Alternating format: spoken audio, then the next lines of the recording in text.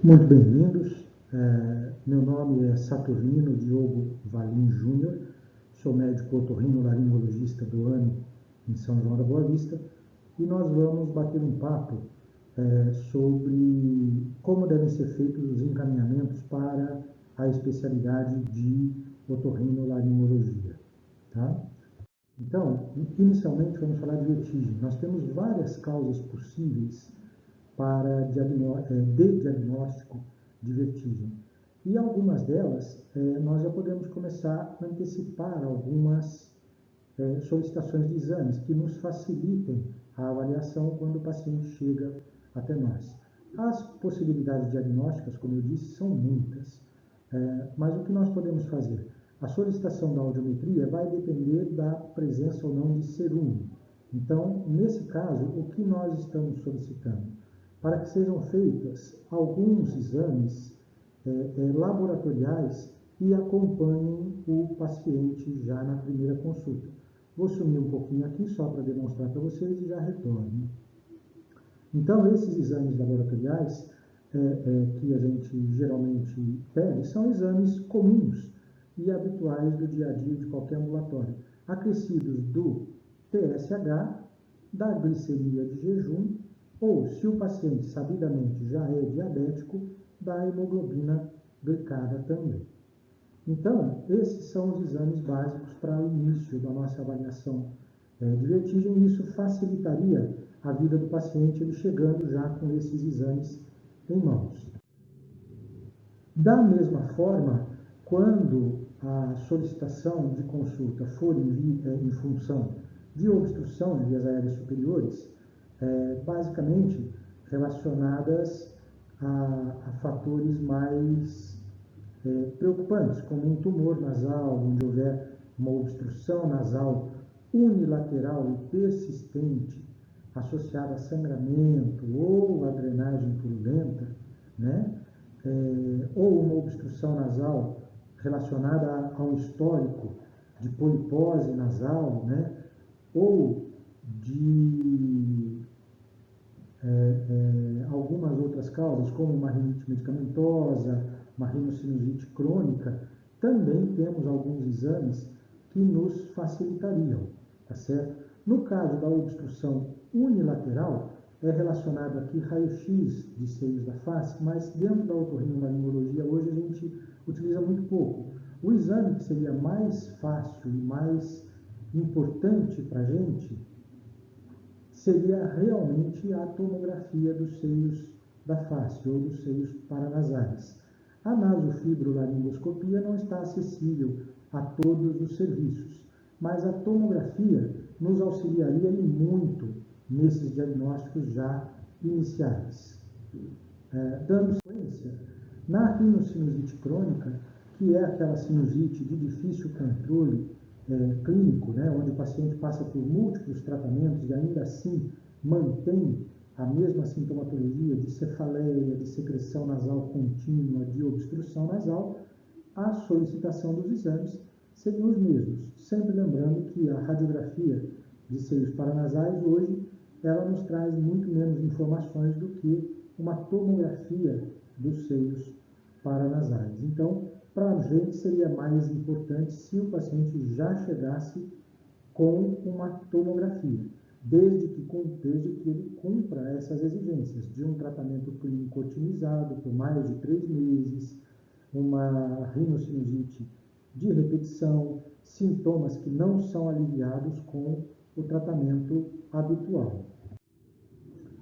Em relação às otites, o exame físico ele é fundamental, porque não basta que o encaminhamento venha, como descrito, otites de repetição.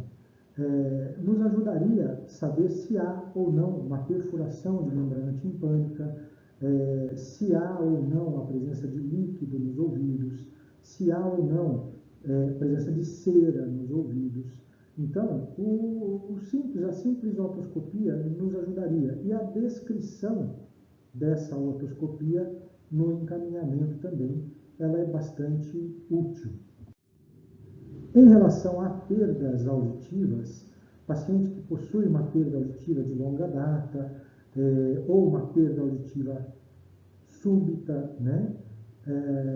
Também da mesma forma que a questão das secreções nos ouvidos, a otoscopia é um exame fundamental. Por quê? Através dela nós vamos ver se há uma presença de cerume ou se há a presença de uma perfuração de membrana timpânica. Na presença desses dois fatores, a gente não solicita a audiometria.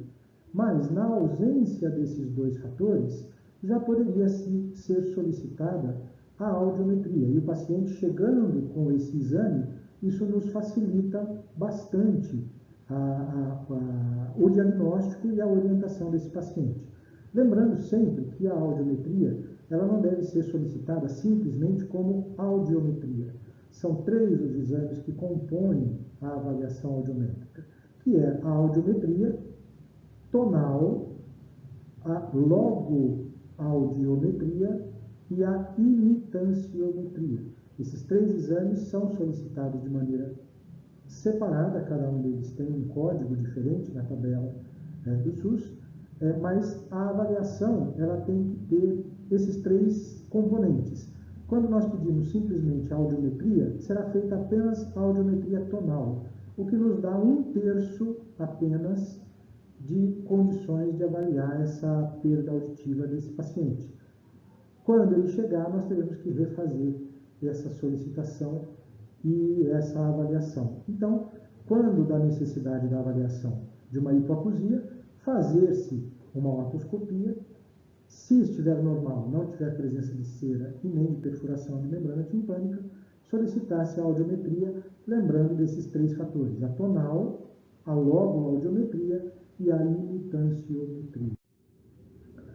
A disfonia, a rouquidão, a tosse crônica, quando ela é espontânea ou quando ela está associada a outros sintomas, como mesmo uma sinusite ou uma cirurgia prévia, seria interessante, se houver a possibilidade, que esse paciente já chegue com o exame de nasofibrolaringoscopia em mãos. Isso nos ajudaria bastante na rapidez de avaliação desse paciente e na resolução desse caso. Então, se possível, se estiver acessível a vocês, a solicitação da nasofibrolaringoscopia nos ajudaria bastante na condução desse caso. Da mesma forma, lesões em glândulas salivares, aquele paciente que vai apresentar cialadenite de repetição ou cialolitíase, vou também desaparecer aqui para mostrar para vocês, a solicitação de um ultrassom de glândulas salivares nos ajudaria a orientar o paciente e agilizaria o atendimento desse paciente quando estiver conosco aqui no ano. Em relação a zumbidos, voltamos ali atrás da mesma coisa, a mesma questão da hipoacusia. Esses sintomas auditivos, eles seriam sempre melhor avaliados se o paciente já chegar para a gente com uma audiometria, né, realizada, e no caso de zumbidos, que ele trouxesse para a gente o resultado de exames laboratoriais recentes. Exames laboratoriais recentes, nós consideramos os exames realizados dentro do último ano. Isso nos ajudaria também no raciocínio e evitaria a redundância de exames, porque se ele chega sem os exames, muitas vezes nós vamos solicitar exames laboratoriais que ele já realizou. Se puder chegar com esses exames em mãos, isso nos facilitaria também. Em relação aos sangramentos nasais recorrentes, onde não se identifica uma causa comum ou uma causa possível na atenção básica, que o paciente possa ser encaminhado para esse atendimento no ano, pelo menos com um hemograma e um coagulograma realizados. Esses 2 exames facilitariam para a gente a avaliação e a indicação do tratamento do paciente também. Em relação a roncos e apneias obstrutivas do sono, lembrar sempre das queixas do paciente, né? Não é todo ronco, nenhuma roncopatia primária que obrigatoriamente é relacionada à apneia obstrutiva do sono. A apneia obstrutiva do sono ela vai ter sintomas diurnos mais importantes, né? Seria uma sonolência excessiva durante o dia, alterações de humor, alterações de memória, irritabilidade, cefaleia matutina. Então, essas queixas, elas poderiam ser encaminhadas para a gente, mas lembrando, não há na referência e, infelizmente, pelo SUS, a possibilidade da realização da polissonografia, tá certo?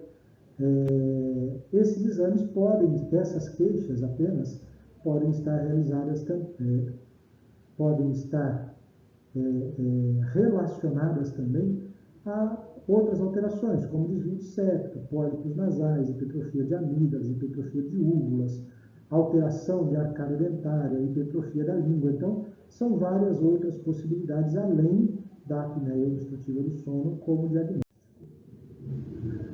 Em todos os encaminhamentos, sejam eles por quais motivos forem, é bastante importante que a gente preste bastante atenção na descrição dos sintomas, em termos de duração, em termos de intensidade, em termos de irradiação. Isso tudo é importante para nos facilitar o tratamento e o acompanhamento diagnóstico desse paciente. Também é muito importante a relação dos medicamentos em uso e a descrição desses medicamentos. Muitas vezes o paciente chega e não traz consigo a relação dos medicamentos em uso. Quando o paciente já é acompanhado aqui, isso se torna mais fácil, mas quando não é necessário que se tenha essa indicação. Bem como o resultado de exames realizados recentemente e, se possível, o envio desses exames juntos, né? A relação dos tratamentos realizados ou tratamentos indicados antes do próprio encaminhamento também nos ajuda.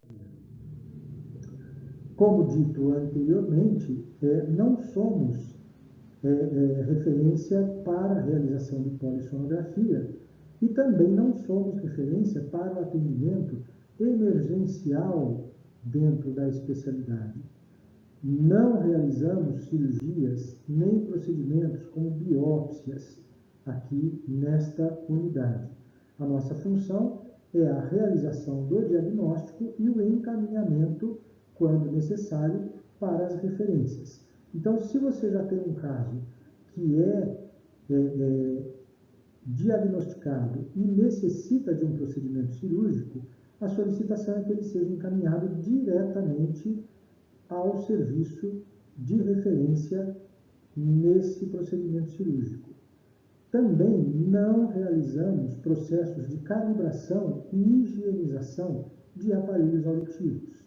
Esses procedimentos são realizados, a nossa referência aqui é de Vinolândia. Se a necessidade for isso, que seja diretamente encaminhado à referência.